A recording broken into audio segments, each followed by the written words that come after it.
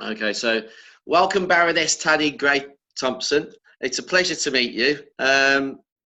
Amazing career, 16 years. Started at 17 for British wheelchair racing squad and 16 medals. I mean, that's an awesome tally. You, as I say, you're one of the Britain's greatest Paralympic athletes. I mean, how did you get into that?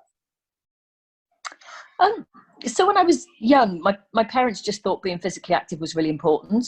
And it wasn't about a Paralympic pathway because nobody really knew about the Paralympics at that point.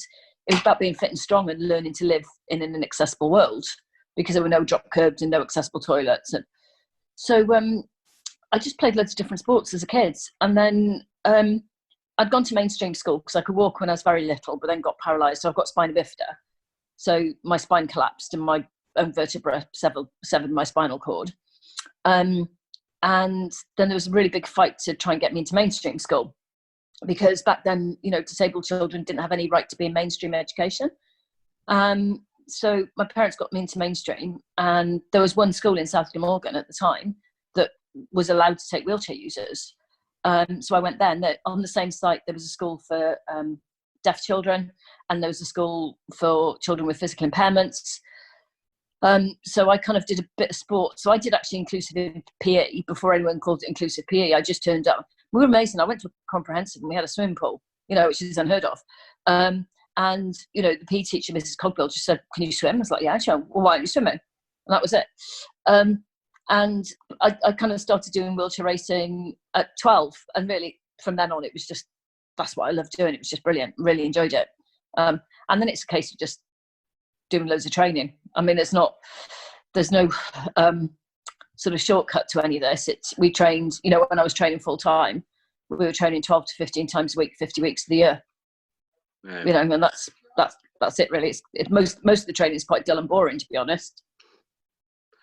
I mean, thinking about, your career and what motivates you, and, obviously I read some of your tweets yesterday on Father's Day, and you call your dad Pops, and obviously that background of that family support. I mean, was it from your parents that you were really inspired, or was there anybody else in your career that, has really motivated you to push even further? My parents were sort of the start of it. I called my dad Pops because he hated it. So, it was like, so he told me he hated it, and that's what I called him, from then on in. So, yeah, I mean, they were amazing. They were really strong, and, they dealt with a lot of discrimination. But there's just been so many people along the way. You never quite get to say thank you to everybody that helps you because you don't even always know the people that have helped you. So from my very first coach, a guy called Roy Anthony, through like university where, some of that wasn't terribly inclusive, but it toughened me up. So, Chris Hallam, watching him do the London Marathon in the 80s, and I was like, right, okay, I want to do the London Marathon one day. So there's just loads and loads of people that have impacted my career. And the sad thing is you rarely get to say thank you to them because, it just doesn't kind of quite happen like that. And there'll be loads of people who impacted my career that I have no idea that they did that. So, it's just, there's a lot of luck with the sports career as much as anything. I mean, it's, you say you've been very fortunate, but, you've worked really hard to get where you are. I mean, you made a Dame in 2005 for services to sport, became a Baroness in 2010, Baroness of Eaglescliffe in the county of Durham. Thinking about all the things and all the accolades, what really stands out, or is there more than one? Yeah, I mean, I always knew, when I got selected for Seoul in '88, I was 19, and I was probably one of the last on the list to be selected. And I always knew that I wanted to do the next 4 years. And actually in Athens, I knew that my career was just about done. And I competed for another sort of just about 2 years, just to be absolutely sure that it was done. But I think also it's about having a balance. So, when I was competing, I didn't work the whole time, but, there were periods where I worked because you needed money to compete, this is pre-lottery, and I was lucky I had some sponsors, but that helped me get from year to year, but it didn't, set me up for a year after retirement, let alone for life. So, I was always really conscious that you've got to think about life outside elite sport as well. and whether that's education or reading newspapers, or if you get successful, you get invited to loads of really fun and interesting dinners, but you've got to be able to talk more than well, last Friday I did 6 200s and I went to the gym, because that's a bit dull.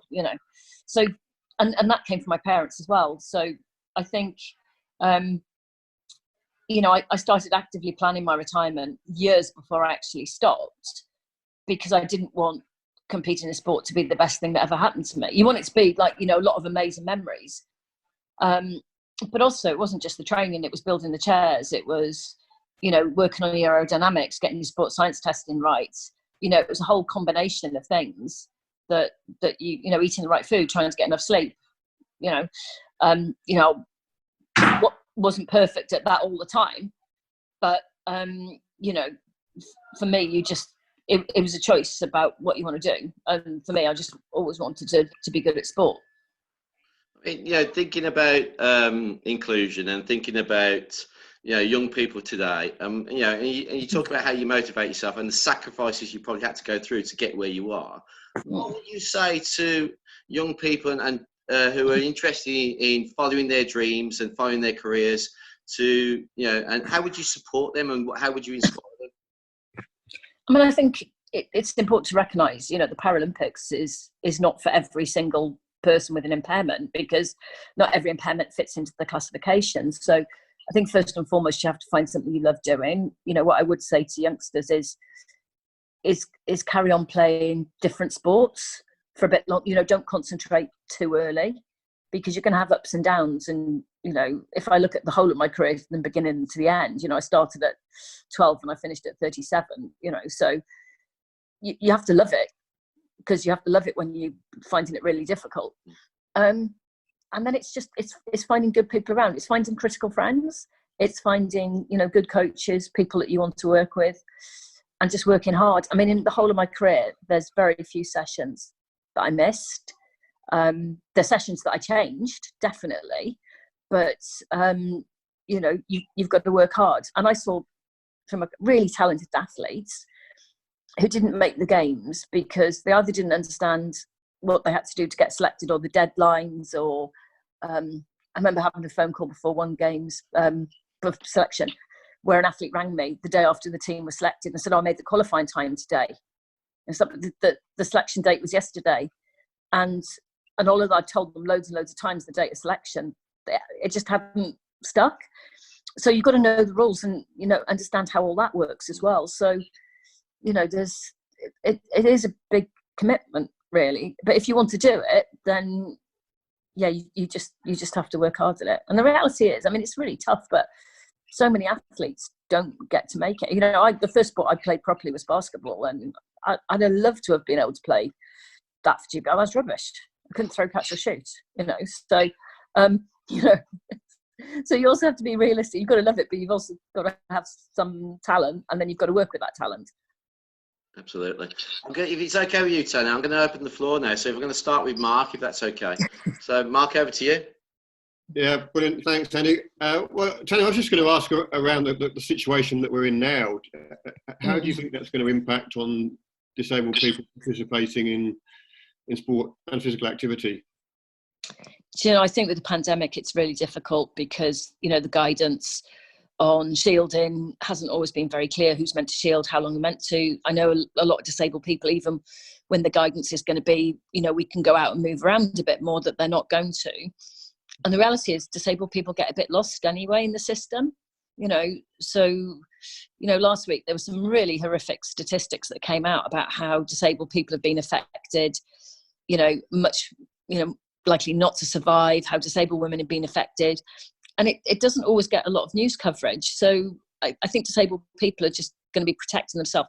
So what we're going through right now, on top of some of the challenges for disabled people to be active anyway, are really difficult. But it's really important disabled people are active, as much as they can be. So I think, it's hard to know when we're really going to come out of this, but we've got to make sure disabled people are absolutely not forgotten. Otherwise, we're going to be limiting their life chances. So it's a really tough time for a lot of disabled people right now. Yeah. So we've almost got to amplify the response Yeah, absolutely. You're totally right. And make sure that disabled people, know what opportunities are there. I mean, we've been talking about how hard it is for disabled people to do physical activity and sport forever, and it felt like there was stuff happening that it was getting better. But this has changed lots of people's lives, and I think it's got to come through inclusive PE and physical activity in schools. It's got to come from clubs. Some disabled people would rather be in segregated clubs, not inclusive, but it's got to come from everywhere. And I still, before this happened, I still heard way too much of disabled people trying to play sport and the club saying, well, we don't deal with people like you. And I just don't think that's good enough anymore. You can't, you can't hide from it. There are coaching courses. There are, it's a really easy excuse to exclude disabled. And the reality is, if disabled people complained every time they experience discrimination, they spend a lot of time complaining. So I think a lot of people get to the point where they just go, okay, right, and go and find somewhere. But, if that's the attitude in the sport or the club, if you complain, you're not going to probably find a different answer. So I'm getting a bit more radical in that. I think disabled people need to complain more, but it's really emotionally tiring to do that. Yeah. And I absolutely understand why people don't want to. But, it's just that there should be no excuse. With how successful we are on a, international stage, there should be no excuse for disabled people of any impairment not being able to do some sort of physical activity. I'm a bit bored of making excuses for clubs and sports that don't want to include anymore. I think they just need to be sorted. Yeah. Fantastic. Mark, you okay? Yeah, I'm going to pass on to Hannah. Hannah. Oh, yeah. I'll mute myself first. So, Tanni, great to meet you, and thanks for giving up your time today. I'm curious. I mean, you've won a lot of gold medals, and all of those obviously take a lot of hard work and determination. But is there one of those gold medals from the Paralympic Games that really stands out above the rest? Yeah, it would be my 100 metres from Athens, which was my 10th. And it was my weakest event. I wasn't particularly expected to win it. I'd had to fight quite hard to get selected for that event. There were some of the coaches in the team that wanted me to concentrate on the 4 and the 800. My 200 as a T53 athlete wasn't on the programme at Athens, so I had to race up a class for that. So I kind of, was like, no, I really, really want to do the 100. This is going to be my last games. If I qualify, I'd like to do 4 events. And my 800, which was my strongest event, which was my first final of the games, I messed up really badly. I made a split-second decision, which was the wrong one, which sometimes works out and sometimes doesn't. And, I read the race wrong and put myself behind the slowest woman in the race. And 800 metres, you can't really make a mistake like that. So I remember coming off the track and I'd come 7th, and one of my team managers could barely speak to me because his job was based on gold medals. He just didn't know what to say to me. And, I think you win or you lose, you do the interview off the track. And, the hard bit was, if you do well at the games, you might get a couple of your mates going, that's all right. You don't get, a lot in the village, it can be quite laid back. But because I've been around in sport a really long time and knew a lot of people from other sports, sort of word had got back to a few of them. And I had, some of the guys from the men's basketball team who I'd probably known for 25 years coming up and giving me a hug going, you're right. You go, I don't want to. And people being nice is really hard. I just would have preferred if everyone ignored me. But people being really kind, and you don't want to say to people, like, leave me alone. So that was really hard in the village. People just saying, are you all right? Which sounds a bit daft. But so I came back and won the 100. And so for me, that's a huge relief. I still remember almost every single push of the race. I remember feeling so sick on the warm-up track, thinking, what was I doing? Why did I think this was a good idea to do the 100? And I had a really poor start, but, I came through at about 80 metres. And so, it was, for me, that was just probably the best and worst in the same games, and probably technically one of the best races that I've ever done. So that was a really nice one to have. Wow, it's quite a story.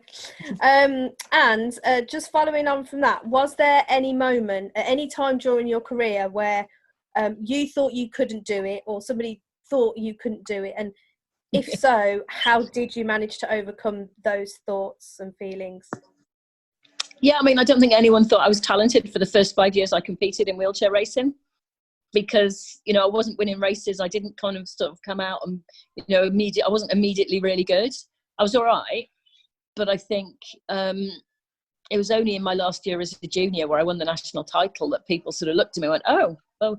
And even then, there's lots of people through your career, and that's why you've got to love what you do, and train hard and be confident. Because I think also I say to young people is, you know, you might not get selected, or, you know, it's usually someone else choosing when your career ends. So you've got to be doing it for the right reasons. Yeah, I always wanted to be selected for GB, but you've also got to do it because you love doing it and you want to be the best you can be. And those two things sort of need to fit together. So I do remember when I was pregnant, when I had my daughter, quite a few people said to me, you can't be a mum and an athlete, and it'll make you soft. And I did say to one of the coaches, tell you what, let me stuff a bowling ball inside you, slash it out with a knife and see if you're training 2 weeks later. No, sorry, that was a bit sarcastic. But it's the way of going, oh, it'll change you. Oh, you know. And I mean, my daughter just travelled the world with us. I mean, she went on her first plane at 2.5 weeks old. You know, she was more used to catching a plane at the age of 6 than she was catching a bus. And it's funny, you know, we live a long way outside London, and, you know, when she was little, we'd go to lunch, we'd say, can we go on a bus? You know, and actually, if I'm honest, at that age, she didn't understand. It took her a few years to understand, mostly because I tell her a lot, how privileged, you know, she was to travel as much as she did. And she does absolutely get it now. You know, I think at the age of sort of 10, she thought every kid went to the Paralympics, because she'd been to 3 by the age of 10. You know, so yeah, there was a lot of issues around when I was pregnant, and, you know, it's almost sometimes people kind of want to knock you. So that's why you need really good coaches and training partners and people around you that can talk you through it, kind of protect you a bit. You know, say to you, okay, come on, you know, toughen up a bit, or actually, yeah, you know, you're right, that they're being negative, but you the balance is what you need. And I was really lucky. I had lots of people around like that in my career that just helped me through that. After Atlanta, which was my 3rd Paralympics, so I won a gold and 3 silvers there. Actually, a member of the team said to me, right, you're washed up now, so you might as well retire. I'm like, well, I'm not really ready to stop. And he's like, yeah, we've had a chat. We decided you're not going to be, you know, any good anymore, so you might as well start. And we've printed your press release to announce your retirement.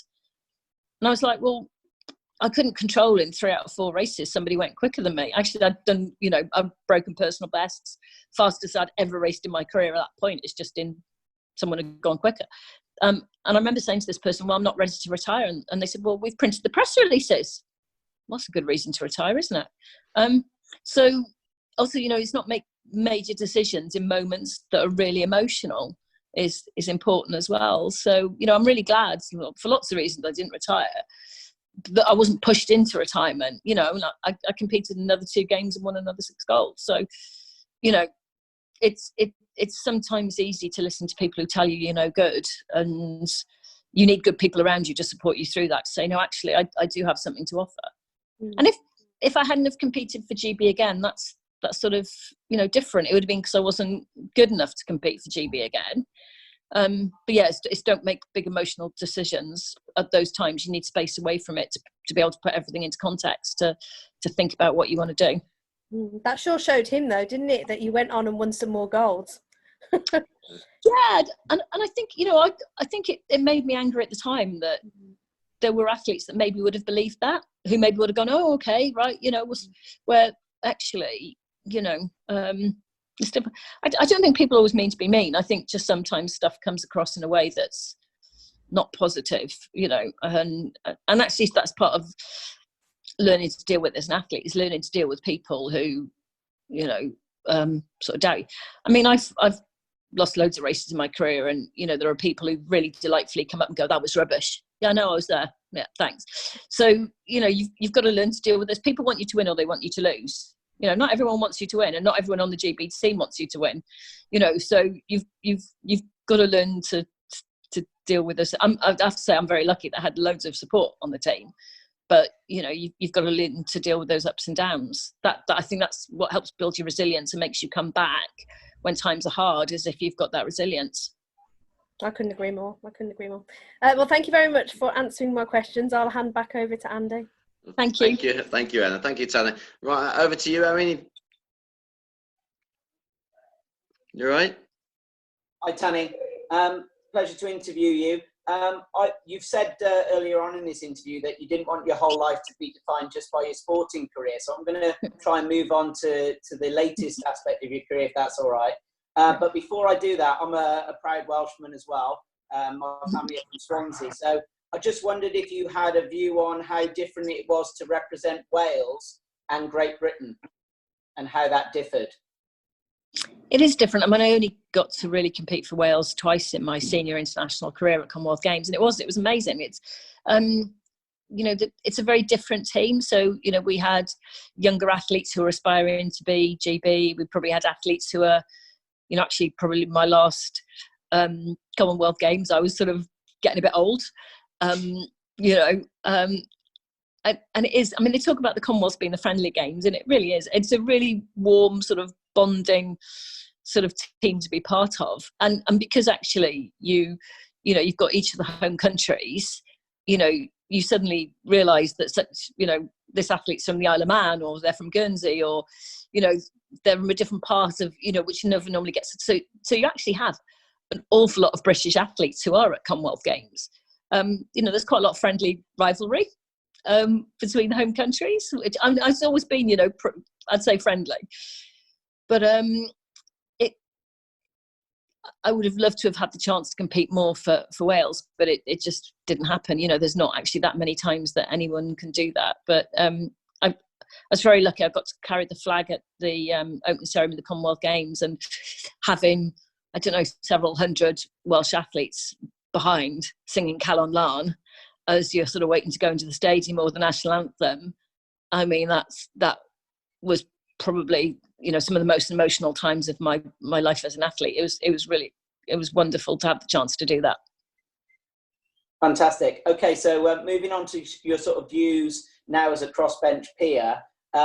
We've done a number of these interviews, and it's evident that times have changed for disabled people within schools since your days. You mentioned yesterday Mr. Helmore and Mrs. Cockrell supporting you in your early career, or at least allowing you to do some sport. It's also a question for Mark as well, if he wants to come in afterwards, is how have times changed for disabled SEND pupils since your school days? Andy and I have been looking at the Joseph Rowntree report back from 2006 on playtime and inclusive play. That identified a lot of physical, social and organisational barriers. Have times really changed since your days in school, and where do we need to go?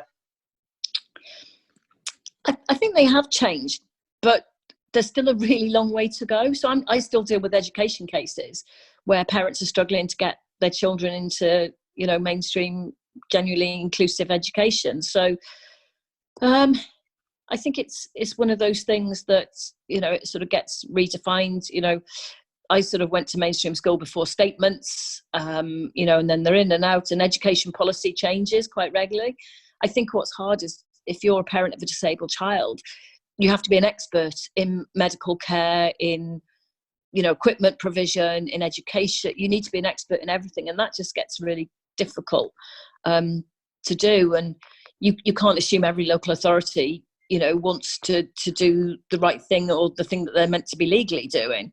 So I see some amazing examples of inclusion, but then I see some examples where, you know, I sadly, I still get letters from parents saying their child is not allowed to do PE in school. And they've got an impairment that would not make it difficult in any way, shape or form to include them. And they're not. So, yeah, it's just, I think we all have to keep sort of fighting. And we're not going to get sort of a, you know, we love the British public love supporting and watching the Paralympics, but we're not going to keep getting a pathway coming through unless we actually ensure that all disabled people get access to PE and physical activity in schools. I mean, it's also, we know, for just general health and, you know, long-term, you know, fitness, that's really important. So if children are excluded at the younger stages, they're not going to have the chance to live the healthiest life they can. So, you know, if I could wave a magic wand, I'd put trained PE teachers in primary school that do, you know, and a lot of places, that universities that do, you know, the PE teachers courses don't do much in inclusion. So, you know, it wouldn't be hard to change some of these things, but there's got to be the will to do it. And it never quite gets to the top of the priority list. That's what the problem is. With all disability issues, they might make it into the top 5, but they don't get to be the top 1 or 2. And I just think a lot of disabled people are, it's a bit of a disservice to them, to be honest. Thank you, and we'll do whatever we can to really put that at the forefront of sport in Birmingham, particularly up to the Commonwealth Games that are obviously coming. Moving on from that, and there's a lot of priorities on the government's list at the moment, but one of them within schools, and I've heard you ask for clarity on future spending over the sports premium. So we're all hoping that will come in again in September.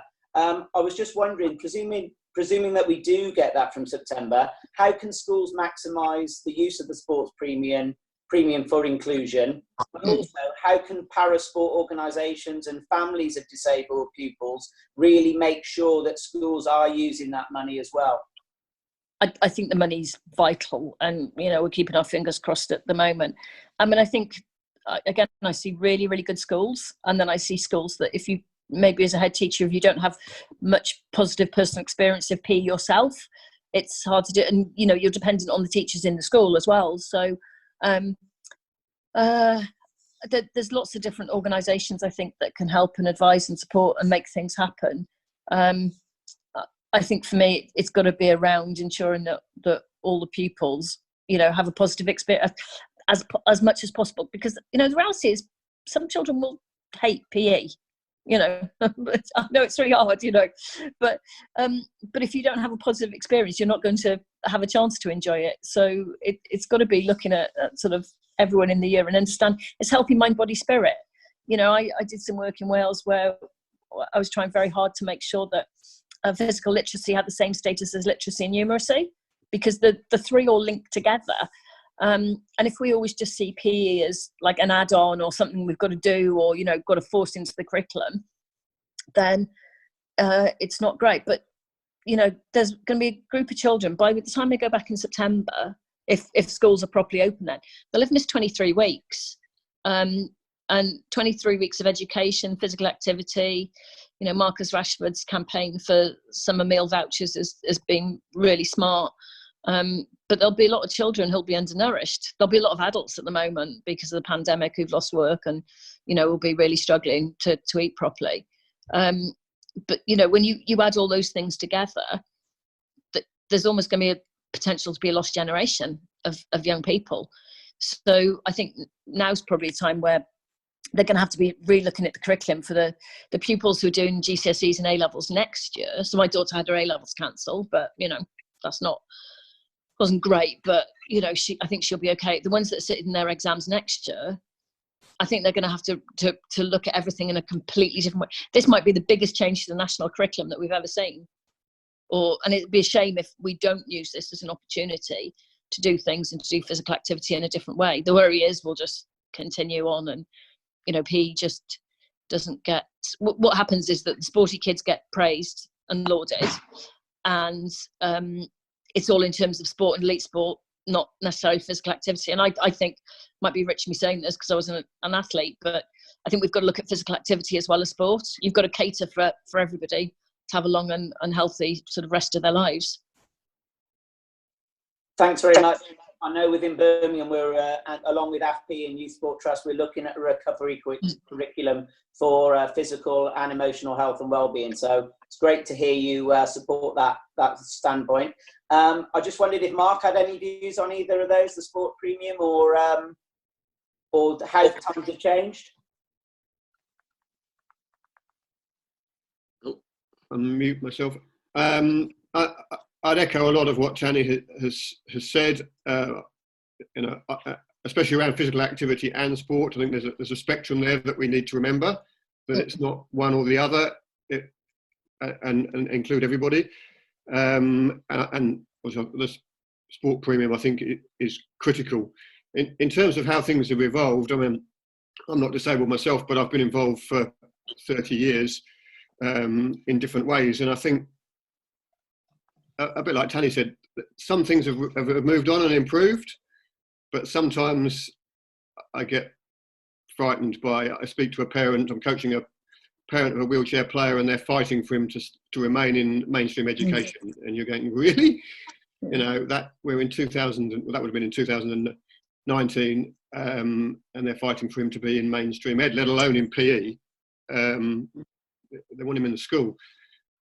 And I used to coach, Tanni will know, I used to coach Giant Mystery, who was, he went through special education, went on to have a great career and still has, working for the Activity Alliance. He would now be in mainstream ed. So I think things have moved on, but it seems to be very reliant, as Tanni says, on a particular head teacher, a particular, whether it's PE or inclusion, and how we embed that in everything. It's isolated rather than, and through some of the work that I do, come across some brilliant practice. And I went to a school just before lockdown, allegedly to advise a PE teacher on profound and multiple learning disabilities, and I walked away thinking, well, I'm not sure who's learned more today, him or me, because it was brilliant. We really worked hard to include everyone. So there is some good stuff going on, but and without going on too long, I'm a bit like Tanni said, I'm a little bit worried about the COVID situation now, and where disabled people sit in the priority list of sports recovering. And this is public knowledge. You look at the US Open decision around not including wheelchair tennis. Now that's at the very highest level, but I sense that's permeating all the way through a lot of things that are happening at every level. So my style is not to be too vocal, but I feel at the moment, I've sent emails over the last few weeks that I probably wouldn't normally have sent, because I'm quite worried that disabled people are not being considered in the recovery.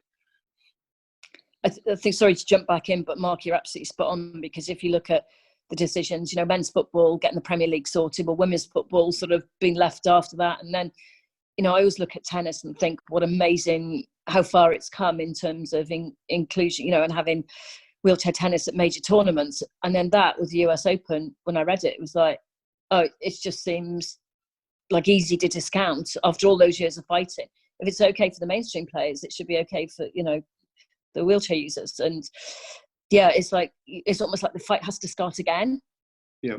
Because I don't know the guys that organised the US Open, but you know, where other areas I've seen it, disabilities, you know, is some of the first to go, and then you've got to start again to build it back up. And you know, it's a shame, because you know, tennis is a really amazing sport to watch, and having been, you know, around Wimbledon and sort of, you know, watching the wheelchair tennis and listening to people who've never seen it in real life before, just the crowds that come and watch, you know, they really value it because they just see it as tennis. And, you know, that's the danger, that we sort of slip down the priority list again. Okay, thank you. Well, rest assured, within Birmingham, with Andy's great work, we've got kids all across Birmingham doing the superhero try already. And I just looked down at my phone and had a text to say they're uploading their data to Strava and how many kilometres they're doing. So we're doing our best. We're doing our best. Andy, have I got time for two less formal questions? Of course, yes, of course. Yeah, so just going back to Tanni, just for a little bit of fun, which do you prefer, the Gower coast or south of France? Oh, I like warm weather. I like really, really, really warm. So I actually have a massive problem with temperature control, so I don't put a t-shirt on until it gets to 30. But I'm Welsh. I'm going to say Gower, but with south of France weather. Oh, that's such a unlikely. rigged out answer. Okay, and just one more, Gareth Edwards or Gareth Bale? Oh, Gareth Edwards. But, that's an age thing, I think. I love Gareth Bale. I think he's amazing. But, I grew up watching the Welsh team playing Gareth Edwards, and he was a huge hero of mine as a child. I absolutely looked up to him. And first time I ever met him, he came up to me, honestly, and he said, "Oh, hi, Tanni, my name's Gareth Edwards. I used to play rugby." And I just went, oh, and I don't know, I said something really stupid to him, and then just went, "I've got to go," and walked away, and then came back about 10 minutes later and said, "Really sorry, because you spoke to me." And so I still get a little bit like that. But yeah, I think, they both show the best of Welsh sport, that you can be really good at what you do, but very humble and just kind of quite normal in real life. So yeah, sorry, Gareth Bale, but it's Gareth Edwards. Fantastic, thank you very much. Thanks, Owen. Tanni, thank you so much. I've got 2 more questions before you go. Obviously, we're in a challenging times at the moment. We've been going through over 12 weeks now, and talking about things about people with anxiety, struggling at home, being shielded, getting letters that are saying that possibly they might be shielded after doing longer. What would your message be to? I mean, thinking about the NHS as well, the key workers are doing a fantastic job. What would your message be to everybody at the moment in regards to supporting that motivation and inspiration to continue and get through this? Nobody has ever experienced anything like this before, and it's one of those things, if we knew then what we know now, things might be a little different. I think it's affecting everybody in such different ways. I mean, for me, this is the longest I've been home in 30 years. And actually 6 weeks in, it became that. So for me, not traveling, and I'm normally traveling 47 weeks a year, there's been some amazing things about being home. But working from home has been really difficult. And I do love it when we're on, whatever platform calls, and, kids are there and dogs are there and cats, and, and people apologize, go, "Do you know what? There is no need to apologize, this is just sort of working life." I think for me, what I found is that my capacity, because I'm not traveling, I can do loads more work than not, and I'm a bit of a workaholic anyway. And I'm sort of already thinking now, when we come out of lockdown, I can't keep up this capacity about how much work I'm doing. So I think everyone has good and bad days. For me, the thing that's kept me going through it is being physically active. And, I don't go in a racing chair anymore because that's just miserable and hard. But, I do a lot of different band work and medicine ball work. And, I get out, I've got a hand bike, and I get out and I push my day chair. And for me, that physical activity really helps. It does make me feel better.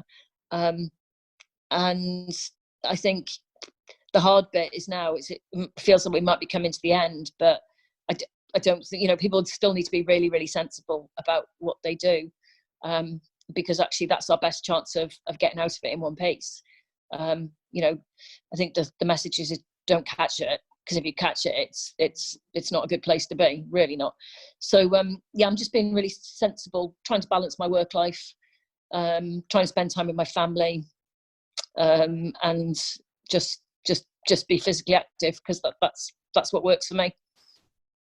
Okay, and finally, our last question is: if you could think of a quote to support motivation and inspiration, what would that quote be and why? Well, anytime I'm asked about a quote, so my granddad had a saying, which was "aim high, even if you hit a cabbage," and I've no idea what it really means, really. And it doesn't lose anything, because my grandfather's Welsh speaking. It was basically cabbage in there, because people go, "Oh, it's probably lost in translation." No, it's not. It's a cabbage.